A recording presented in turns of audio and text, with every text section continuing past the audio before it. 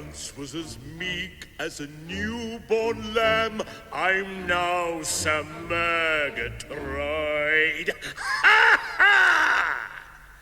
With greater precision, without the elision, Sir Ruthven Murgatroyd. Ha ha! And I, who was once his valet sham, as steward I'm now employed. Ha ha! The Dickens may take him, I'll never forsake him, as steward I'm now employed. Ha ha! How dreadful when an innocent heart becomes perforce a bad young bart, and still more hard on old Adam, his former faithful valet de sham, his former faithful valet de sham, his valet de sham, his valet de sham, his valet de sham.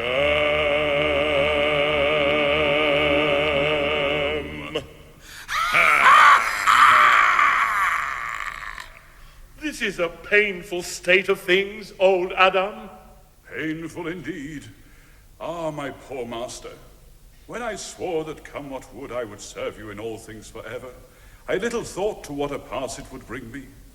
The confidential adviser to the greatest villain unhung. Now, sir, to business. What crime do you propose to commit today? How should I know? As my confidential adviser, it's your duty to suggest something. Sir, I loathe the life you are leading, but a good old man's oath is paramount, and I obey.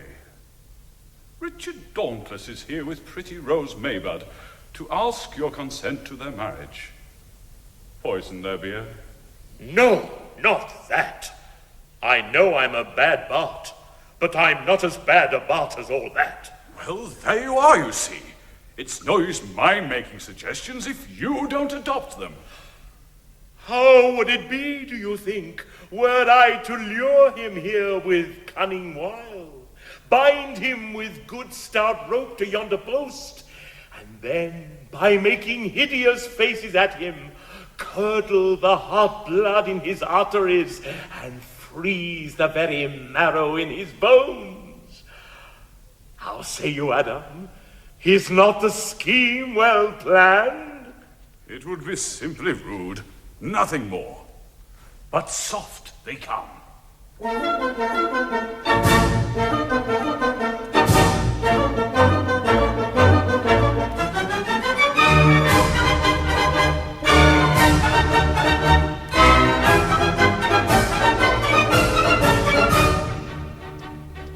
Happily coupled are we, you see. I am a jolly Jack Tar, my star, and you the fairest, the richest and rarest of innocent lasses you are, by far, of innocent lasses you are. And by a favouring gale, you'll sail over life's treacherous sea with me, and as for bad weather, we'll brave it together, and you shall creep under my lee, my wee, and you shall creep under my lee, my wee. For you are such a smart little craft, such a neat little sweet little craft, such a bright little tight little slight little light little trim little craft. Oh, she is such a smart little craft, such a neat little sweet little craft, such a bright little tight little slight little light little trim little craft.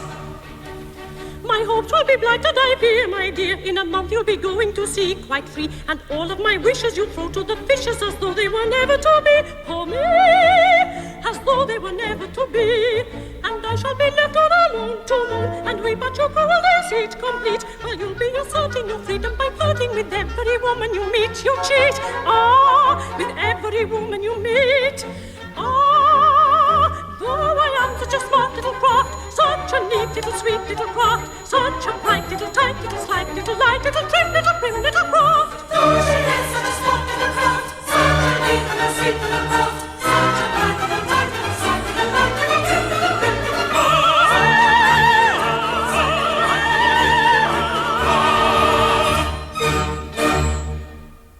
So, pretty one in my power at last, eh?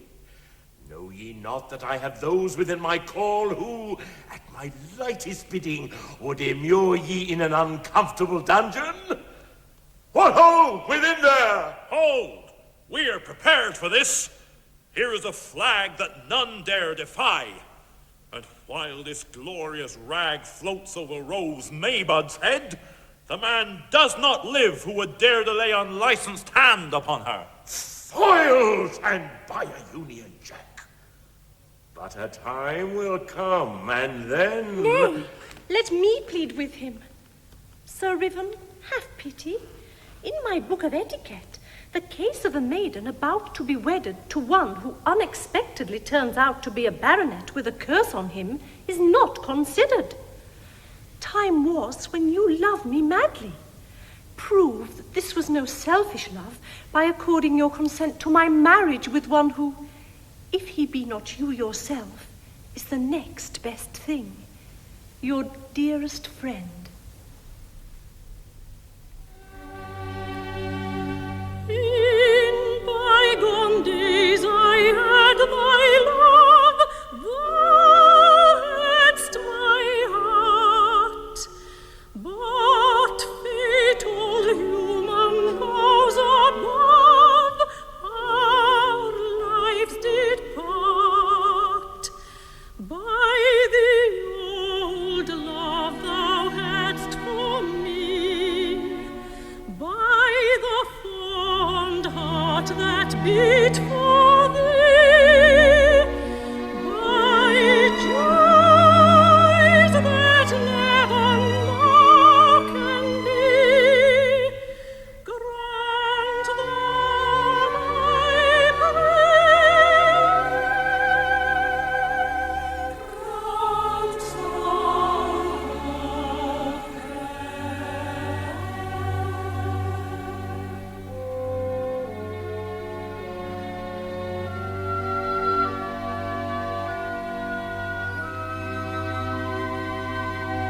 Take her.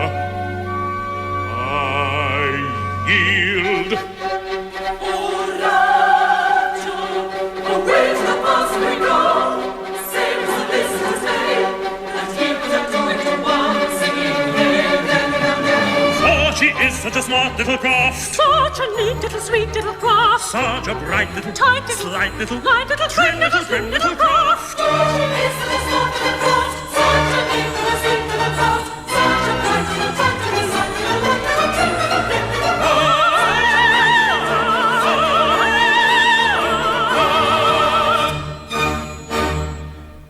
craft. For a week I have fulfilled my accursed doom. I have duly committed a crime a day. Not a great crime, I trust, but still, in the eyes of one as strictly regulated as I used to be, a crime. But will my ghostly ancestors be satisfied with what I have done? Or will they regard it as an unworthy subterfuge? Oh, my forefathers, wallowers in blood, there came at last a day when, sick of crime, you, each and every, vowed to sin no more, and so, in agony, called welcome death to free you from your cloying guiltiness. Let the sweet psalm of that repentant hour soften your long dead hearts and tune your souls to mercy on your poor posterity.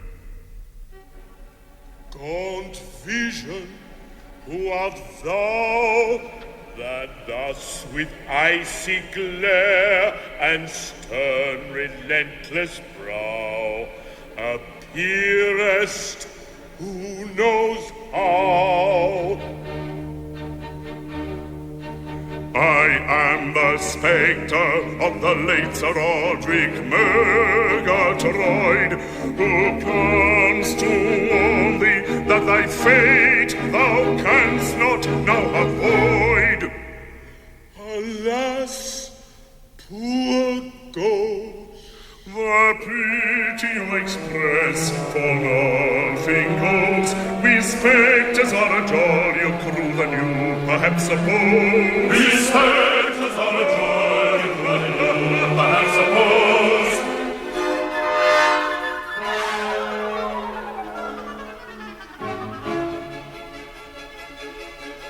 When the night wind howls in the chimney cowls, and the bat in the moonlight flies, and inky clouds like funeral shrouds sail over the midnight skies, when the footpads quail at the night birds wail, and black dogs bay at the moon, then is the spectre's holiday, then is the ghost high noon.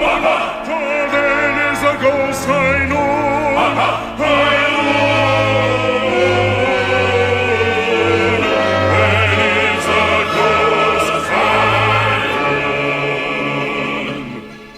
As the sob of the breeze sweeps over the trees, and the mists lie low on the fen, from great tombstones are gathered the bones that once were women and men, and away they go with the mop and the mow to the revel that ends too soon. For cockcrow limits our holiday, the dead of the night I know. The dead of the night I know. I know.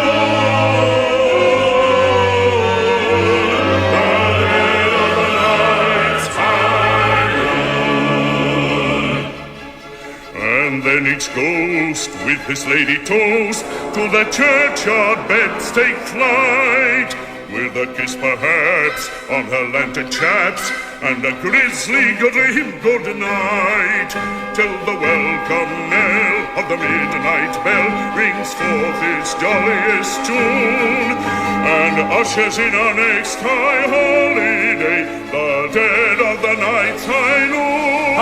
The dead of the night I know. I know.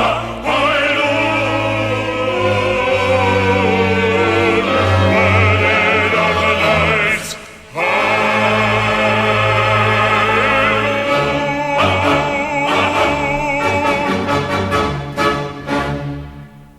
I recognize you now. You are the picture that hangs at the end of the gallery. In a bad light, I am. Are you considered a good likeness? Pretty well. Flattering. Because as a work of art, you are poor. I am crude in colour, but I have only been painted 10 years.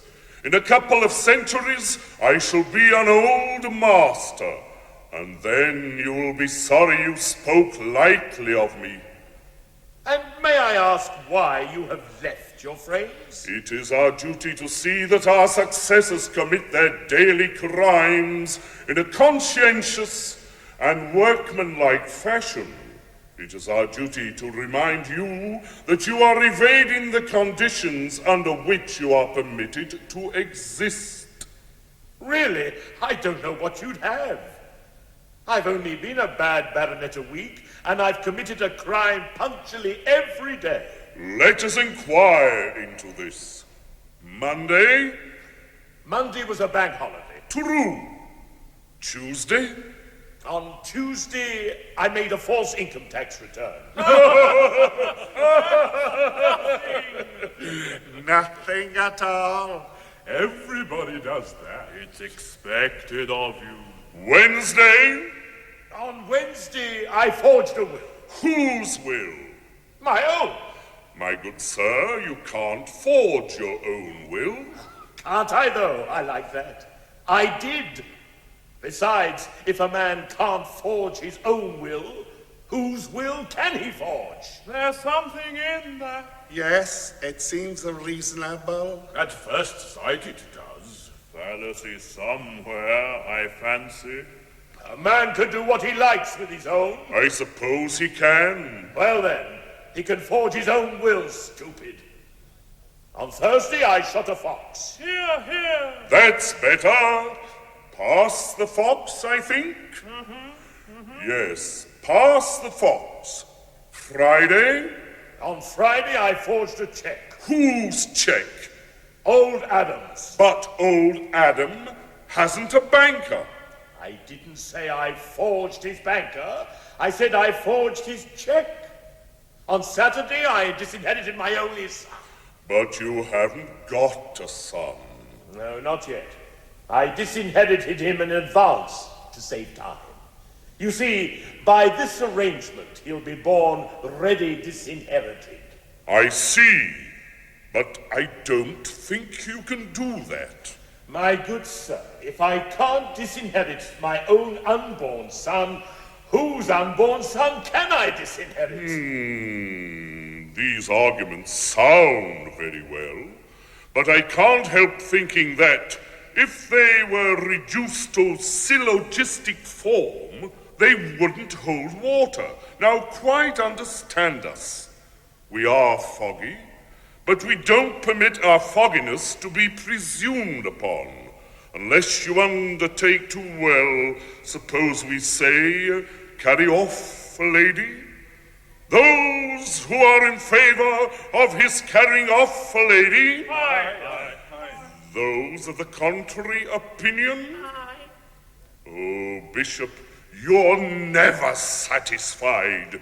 Yes, unless you undertake to carry off a lady at once, I don't care what lady, any lady, choose your lady. You perish in inconceivable agonies. Carry off a lady? Certainly not on any account. I've the greatest respect for ladies, and I wouldn't do anything of the kind for worlds. No, I'm not that kind of baronet, I assure you. If that's all you've got to say, you'd better go back to your frame. Very good. Then let the agonies commence. Don't do that! I can't stand it! Painful, isn't it? Yes! It gets worse by degrees. Oh, stop it, will you? I want to speak. Better? Yes, better now. Oh, Well, do you consent? but it's such an ungentlemanly thing to do. As you please. Carry on! Stop! I can't stand it. I agree. I promise. It shall be done. Today? Today. At once? At once, I retract. Oh, I apologize. I had no idea it was anything like that. He answers to our call. We do not ask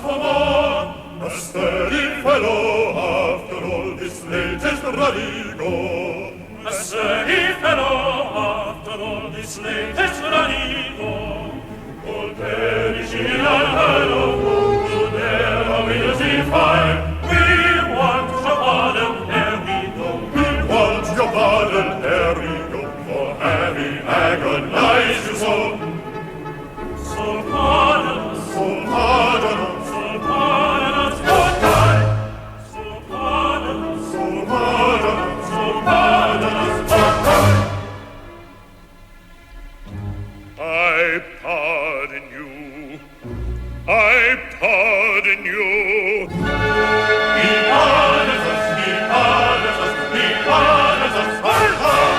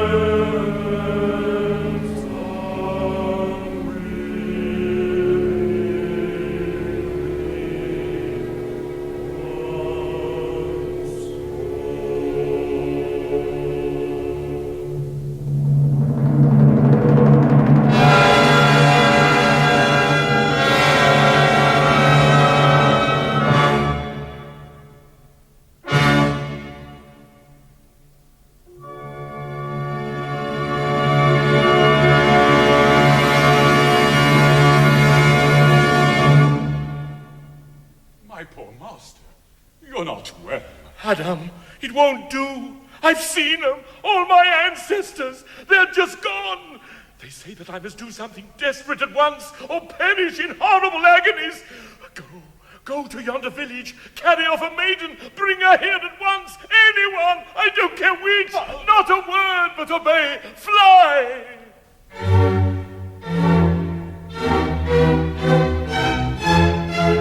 Away, remorse, compunction hence. Go, moral force, go, penitence.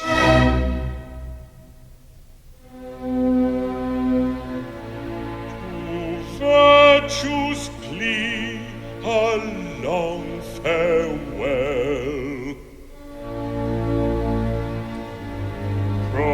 Propriety, I ring your knell.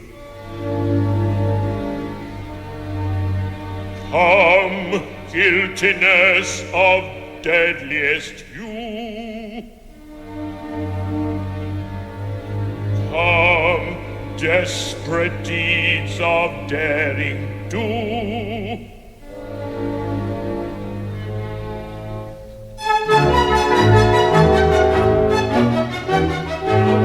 Henceforth all the crimes that I find in the Times I promise to perpetrate daily.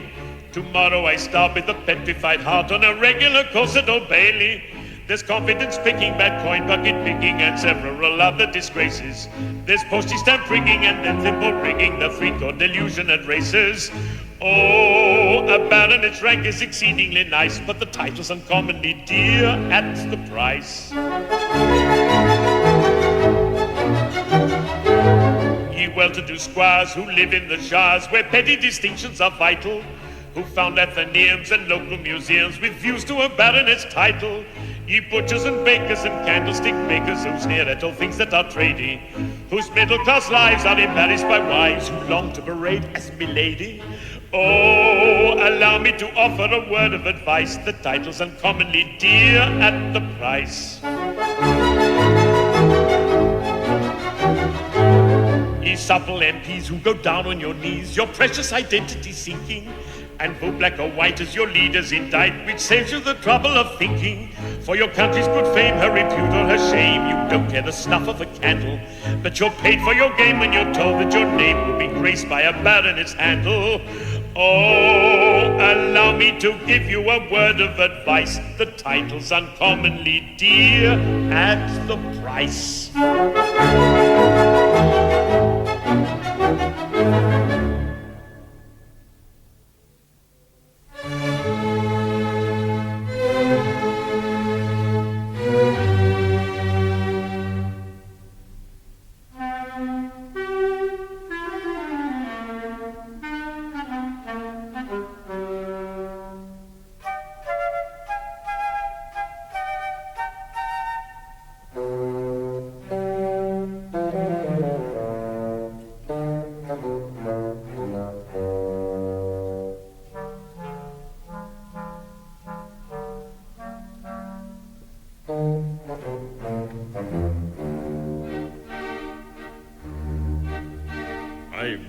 Was a very abandoned person, making the most of evil chances. Nobody could conceive a worse one. Even in all the old romances, I blush for my wild extravagances.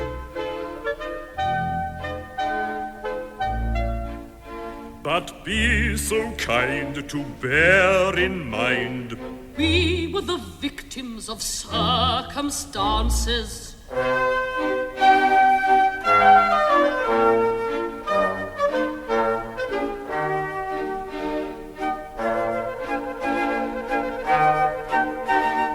That is one of our blameless dances. I was once an exceedingly odd young lady, suffering much from spleen and vapors. Clergymen thought my conduct shady. She didn't spend much upon linen drapers. It certainly entertained the gapers. My ways were strange beyond all range. Paragraphs got into all the papers.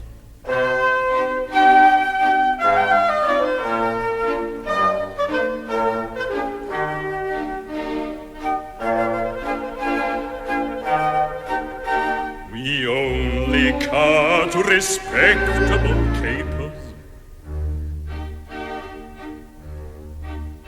I've given up all my wild proceedings. My taste for a wandering life is waning. Now I'm a dab at penny readings. They are not remarkably entertaining. A moderate livelihood we're gaining.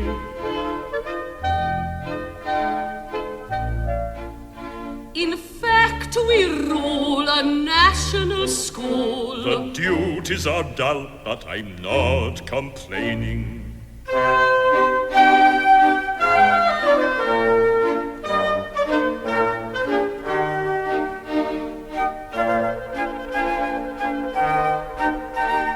This sort of thing takes a deal of training. We have been married a week. One happy, happy week. Our new life is delightful indeed. So calm, so unimpassioned. Master, all this I owe to you. See, I am no longer wild and untidy. My hair is combed, my face is washed, my boots fit. Margaret, don't. Pray restrain yourself. Remember, you are now a district visitor. A gentle district visitor. You are orderly, methodical, neat. You have your emotions well under control. I have. Master, when I think of all you have done for me, I fall at your feet, I embrace your ankles, I hug your knees. Hush! This is not well. This is calculated to provoke remark. Be composed, I beg. No, you are angry with poor little mad Margaret. No, not angry. But a district visitor should learn to eschew melodrama. Visit the poor, by all means, and give them tea and barley water, but don't do it as if you were administering a bowl of deadly nightshade. It upsets them. Then, when you nurse sick people and find them not as well as could be expected, why go into hysterics? Why not? Because it's too jumpy for a sick room. How strange. Oh, Master, how shall I express the all-absorbing gratitude that... No! Yes, I know, dear. It shan't occur again. Shall I tell you one of poor Mad Margaret's odd thoughts? Well, then, when I am lying awake at night, and the pale moonlight streams through the latticed casement, strange fancies crowd upon my poor mad brain, and I sometimes think that if we could hit upon some word for you to use whenever I am about to relapse, some word that teems with hidden meaning, like Basingstoke, it might recall me to my saner self. For after all, I am only Mad Margaret, Daft Meg, poor Peg. Poor child, she wanders. But soft, someone comes. Margaret, pray recollect yourself. Basingstoke, I beg. Margaret, if you don't Basingstoke at once, I shall be seriously angry. Basingstoke it is. Then make it so. Despard and his young wife. This visit is unexpected. Shall I fly at him? Shall I tear him limb from limb? Shall I rend him asunder? Say but the word and... Basingstoke. Basingstoke it is. Then make it so. My brother, I call you brother still, despite your horrible profligacy. We have come to urge you to abandon the evil courses to which you have committed yourself, and at any cost to become a pure and blameless ratepayer. But I've done no wrong yet. No wrong? He has done no wrong. Did you hear that? Basingstoke. Basingstoke it is. My brother, I still call you brother, you observe. You forget that you have been, in the eye of the law, a bad baronet of Ruddigore for 10 years.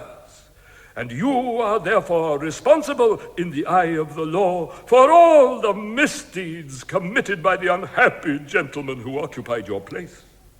I see. Bless my heart, I never thought of that. Was I very bad? Awful, wasn't he? And I've been going on like this for how long? 10 years. Think of all the atrocities you have committed, by attorney as it were, during that period. Remember how you trifled with this poor child's affections, how you raised her hopes on high. Don't cry, my love, Basingstoke, you know, only to trample them in the dust when they were at the very zenith of their fullness. Oh, fie, sir, fie! She trusted you. Did she? What a scoundrel I must have been. Oh, there. Don't cry, my dear. It's all right now. Birmingham, you know. Birmingham. Oh, it's Basingstoke. Oh, Basingstoke, of course it is. Basingstoke. Then make it so. Oh, there. It's all right. He's married you now. That is, I've married you. I say, which of us has married her? Oh, I've married her. Oh, I'm glad of that. Yes, he's married you now. And anything more disreputable than my conduct seems to have been, I've never even heard of. But my mind is made up. I will defy my ancestors. I will refuse to obey their behests. Thus, by courting death, atone in some degree for the infamy of my career. I knew it. God bless you. Basingstoke. Basingstoke it is.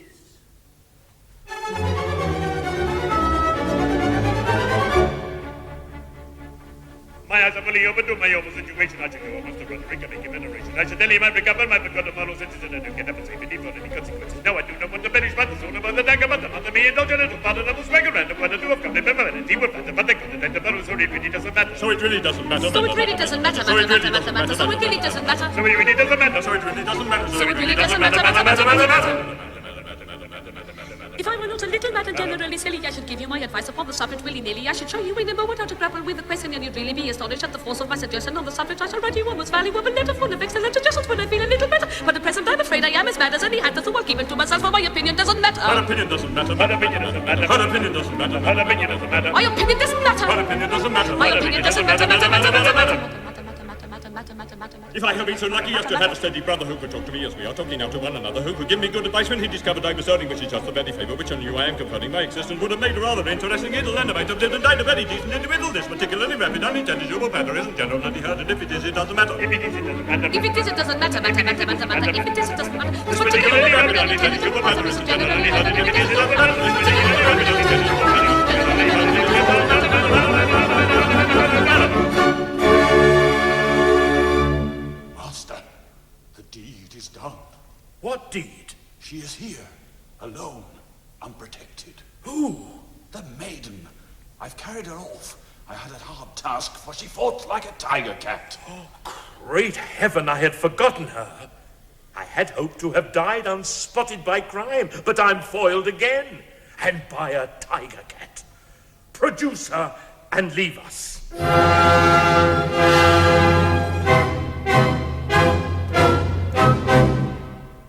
Dame Hannah, this is not what I expected. Well, sir, and what would you with me? Oh, you have begun bravely, bravely indeed. Unappalled by the calm dignity of blameless womanhood, your minion has torn me from my spotless home and dragged me, blindfolded shrieking, through hedges, over stiles, and across a very difficult country, and left me helpless and trembling at your mercy. Yet not helpless, coward sir. For approach one step, nay, but the 20th part of 1 poor inch, and this poniard shall teach ye what it is to lay unholy hands on old Stephen Trusty's daughter. Madam, I am extremely sorry for this. It is not at all what I intended. Anything more correct, more deeply respectful than my intentions toward you, it would be impossible for anyone, however particular, to desire. Bah! I am not to be tricked by smooth words, hypocrite.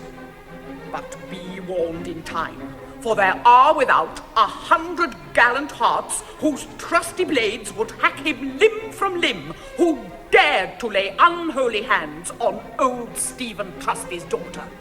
And this is what it is to embark upon a career of unlicensed pleasure. Hark ye, miscreant. You have secured me, and I am your poor prisoner. But if you think I cannot take care of myself, you are very much mistaken. Now then, it's 1 to 1, and let the best man win. Don't look at me like that. I can't bear it. Roderic, uncle, save me.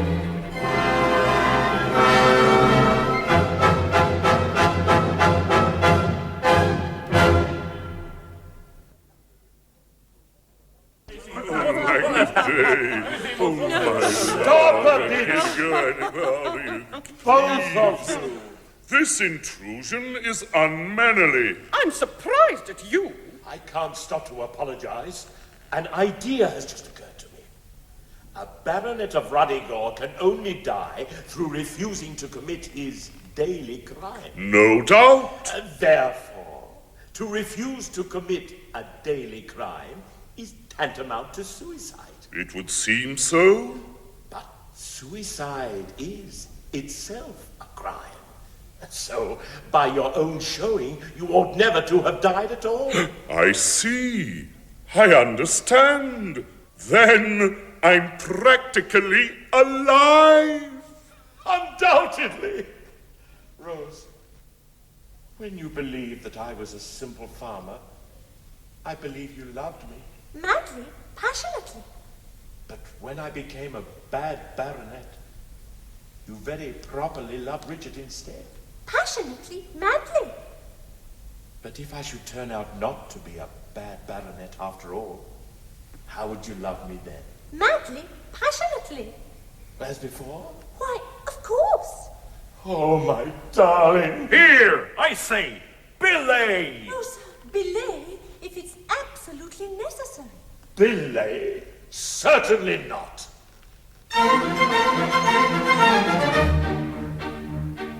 When a man has been a naughty baronet and expresses deep repentance and regret, you should help him if you're able, like the mousey in the fable. That's a teaching on my book of etiquette. That's a teaching in the book of etiquette.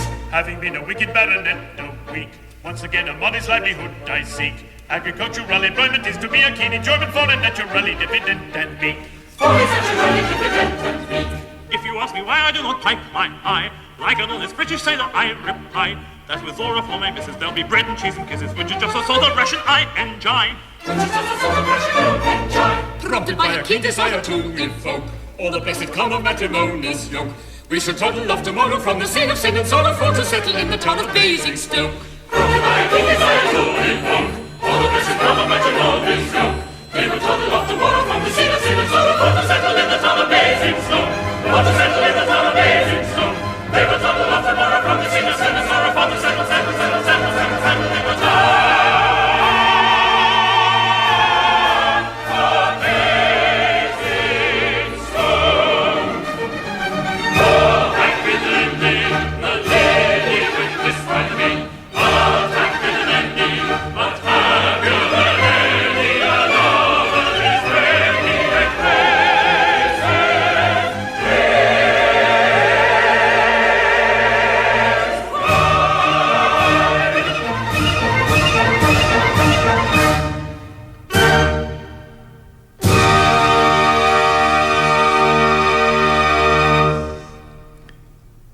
And that's the end of Ruddigore. This was the cast. Sir Ruthven Murgatroyd, Robin Oakapple, Derek Hammond Stroud, Richard Dauntless, Neil Jenkins, Sir Despard Murgatroyd, Eric Shilling, Old Adam Goodheart, Philip Summerscales, Rose Maybud, Sandra Dugdale, Mad Margaret, Della Jones, Dame Hannah, Anne Collins, and Sir Roderic Murgatroyd, Forbes Robinson, with the BBC singers, conductor John Poole, and the BBC